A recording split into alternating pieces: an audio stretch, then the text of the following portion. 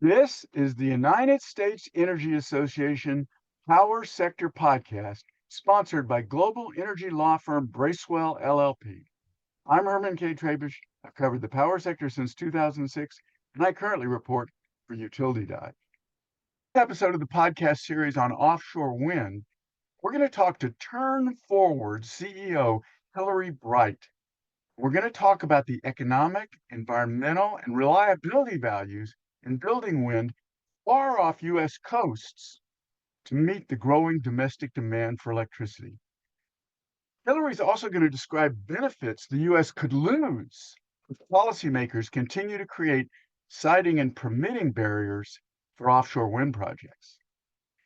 Hillary began her more than 15-year career in environmental public policy with groups like the Blue-Green Alliance and Sierra Club, and spent over 3 years as U.S. VP for renewables with global energy consultant Exodus before becoming the executive director of Turn Forward. So, Hillary, let's begin at the beginning. Why offshore wind? In what way does it support reliable delivery of electricity? Are there examples you can tell us about, maybe from the UK or other countries, where it's already delivering on its promise? Yeah, hi Herm. It's great to be here with you. Thank you so much for having me on today. Great question, right? Let's get to the basics of why offshore wind in general. What brought it to the U.S. What drove the interest, and ultimately that the first reason: scale, close to proximity of nearly 80% of our population centers, free fuel costs, and just really the opportunity in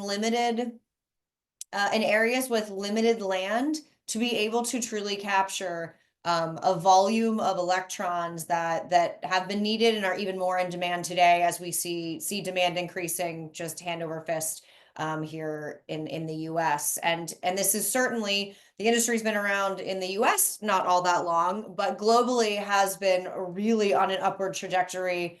Looking at building another 19.5 gigawatts. Mainland China is actually one of the countries that's really leading globally. So another place for the US to be really critically thinking about, especially as we're developing domestic manufacturing, the job creation, the additional economic benefits of offshore wind. We're seeing that globally that is of interest to a lot of other countries as well. The UK has been developing for over 25 years. And have successfully navigated and found ways, even in times of challenge, to be resilient and flexible and find their best path into a diversified energy mix that a lot of countries around the world are now really aiming for. And that's sort of what brought offshore wind to the US is, let's get the electrons we need with the resources that we have and really unleash that opportunity here in the US. Hillary, I want to go back to something you mentioned, 80% of the population centers. What that means is that if you can build these projects, and we can build them if we choose to, um, off the Atlantic coast, for instance, it can provide enormous value to New York City, to Boston, all those huge population centers, Philadelphia, they're all right near, relatively near the coast, and that electricity that's, like you say, scale, lots of room to build these big turbines um, that can generate lots of megawatts right there. That's a huge portion of the electricity load, isn't it?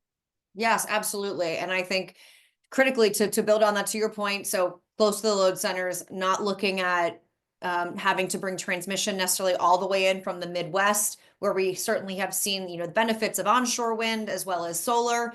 But those are difficult. That crosses a lot of different regions, a large, hurdle to lift in a lot of ways, crossing so many different jurisdictions and permitting requirements. Not that offshore wind certainly doesn't have its high level of permit requirements, but the We'll way get to the that. Get to industry, yeah, we'll get to that exactly. The way the industry has really been able, I think, to think about developing offshore wind, so we're close to proximity to the population centers, so the onshore transmission portions don't have to be nearly as long or through as many jurisdictions as we're seeing in other places. And now I think as we're thinking about just reflecting on both global experiences in the UK, but now experience in the US, of truly developing these projects 20 miles plus offshore.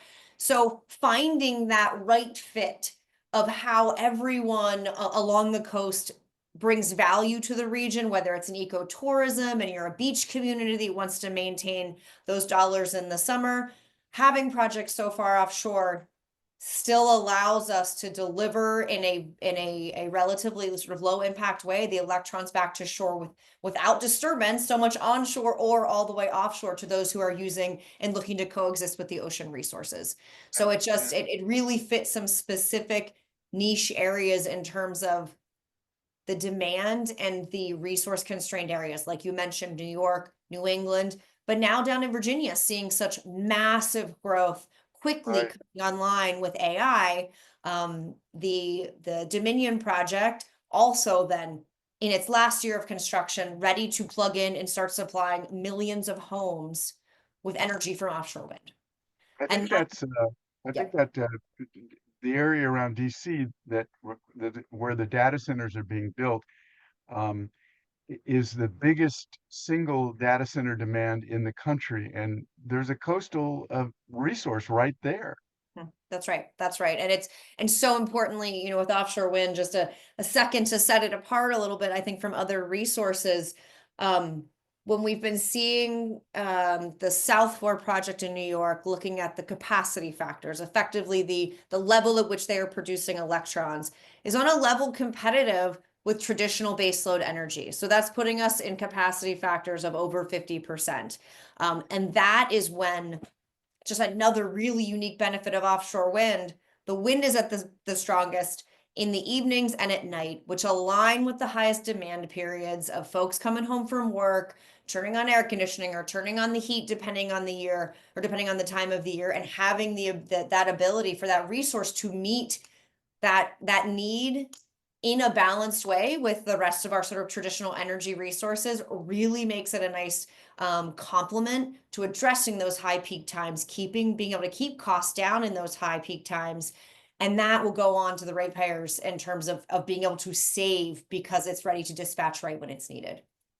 Yeah, and I want to get on to some of the other questions that we have, that topics that we have, questions, if you like, um, about offshore wind. But I do want to mention you said something about wind being 20 miles off. These projects are being developed 20 miles offshore, especially on the East Coast. You have the continental shelf available far out, so that it doesn't become an aesthetic problem. One of the interesting things about offshore wind is there's a lot of misinformation that stems from the president making a point on day one of issuing an executive order making it more difficult for offshore wind. He was dealing with a problem in Scotland 10 years ago where a small development was being built 2 miles offshore. And that's just not what offshore wind is anymore, is it? No, that's right. I think it's a very good point. And it's a fair point. I mean, when you're starting to look at new developments, the scale of the turbines, which was certainly, not, you can't really understand the scale until you see these. So I get when it's someone building that closely off your shores, that could be challenging. That could limit the opportunity for others to sort of use that area, including the view shed. Completely understand that. The industry has evolved, and I think has taken into account the concerns and the genuine cares of those constituents, both on the coast in the States, but then also thinking about fishing community, Department of Defense coexistence, right? There are a lot of conversations that have been had to ensure that everyone can sort of find their place to best leverage this amazing resource that we have. And while there are still some projects sort of in the queue that are a bit closer, the vast majority, all of the big New York Bight projects, right? They're all significantly moved off the coast. One, because some of the wind speeds are the best there, and two, because it is an effort to then really find that best place for offshore wind to plug in, fit into what is a very strategic opportunity for the country, but then really balance those other, real concerns that folks have. And that's the conversation I really hope to lean into in this administration is figuring out let's have the real conversations. Let's find the best assessment. Let's find the opportunity that fits best, in my mind, with delivering on several pieces of the president's plan. The U.S. can truly benefit from these domestic electrons that are, 5 projects coming up ready to deliver 6 gigawatts of power, which, again, that's millions of homes right up and down the East Coast ready to be supplied. So For our listeners, I want to mention that we've been talking about the East Coast so far. California is building a new type of offshore wind that has floating turbines. We're going to get into that. We have a whole podcast dedicated to that coming up very soon. It will also, therefore, be able to be built far off the coast and not in any way inhibit California's wonderful scenic beaches. This episode is brought to you by the Policy Resolution Group at Bracewell, where law, policy, and strategic communications intersect to help clients navigate what's next. At Bracewell, we know energy. It's the industry we serve, the power behind big ideas, and the force we bring to every challenge. For nearly 80 years, our firm has helped industry leaders tackle high-stakes challenges with creativity, precision, and results. Bracewell's DC-based Policy Resolution Group helps clients anticipate what's coming so they can shape what's possible, from chaos to clarity. Learn more at bracewell.com/PRG.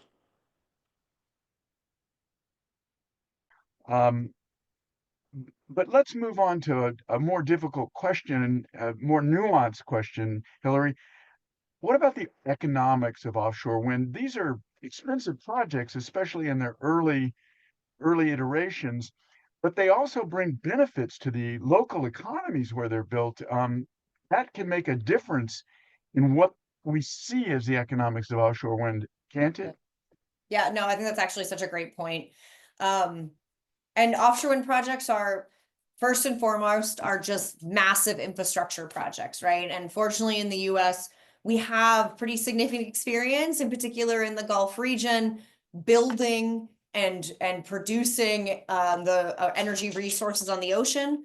So again, just another sort of one of those points that it really makes sense to be taking advantage of all of our offshore energy resources.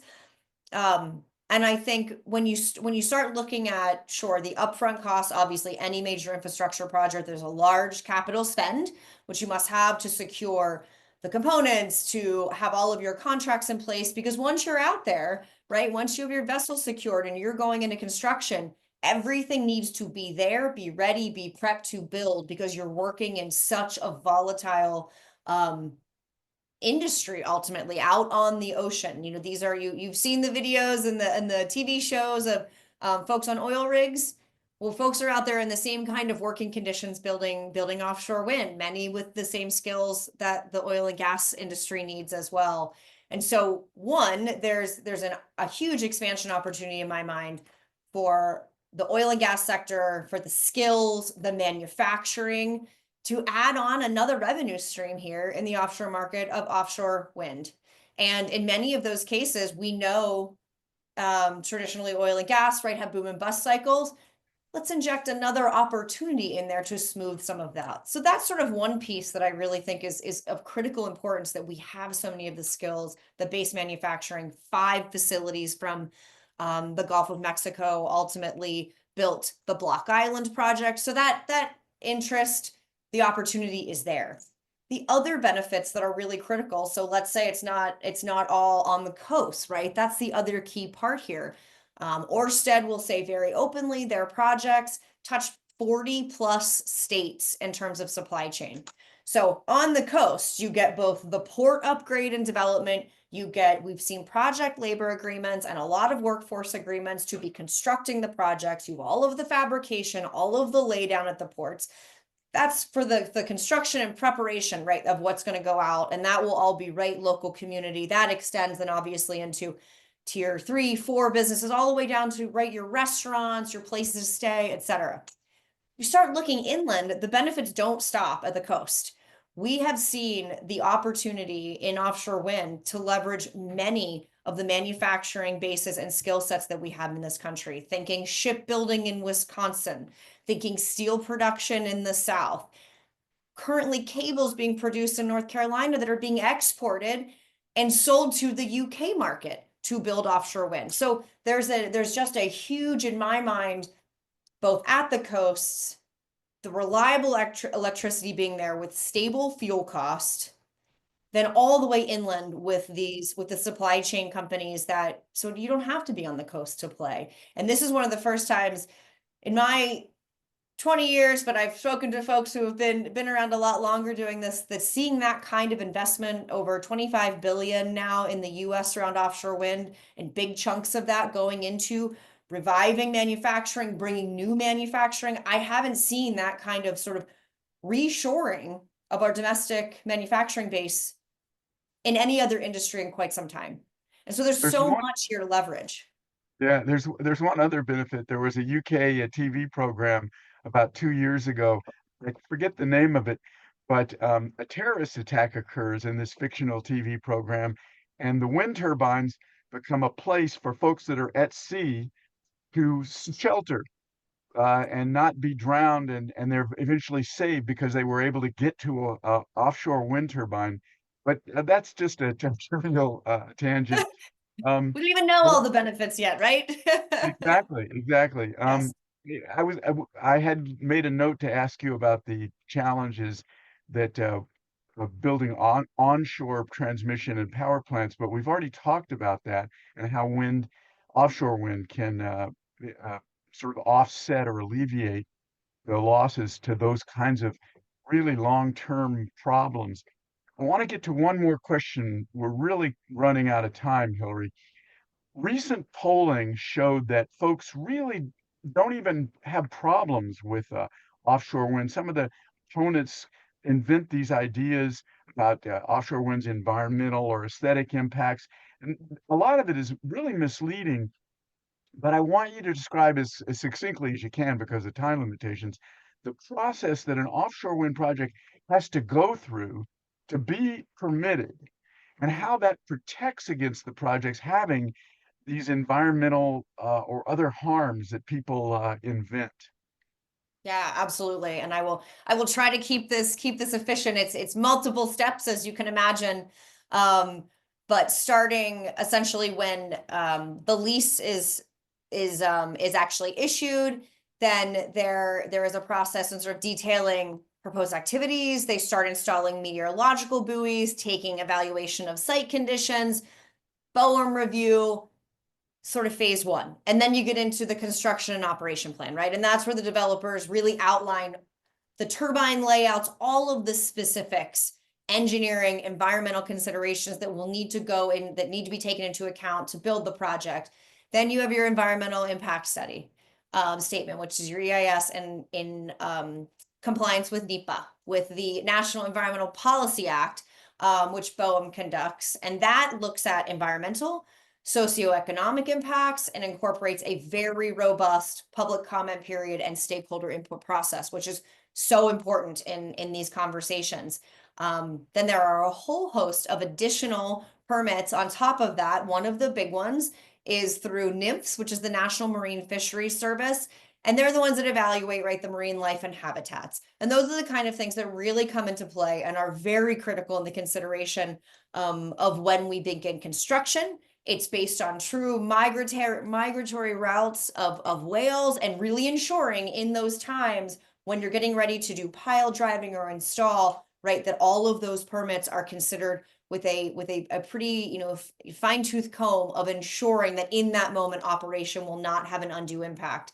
The last phase, once you sort of get through that, is you get your record of decision. And that then gives you the ability to proceed. Big takeaways there.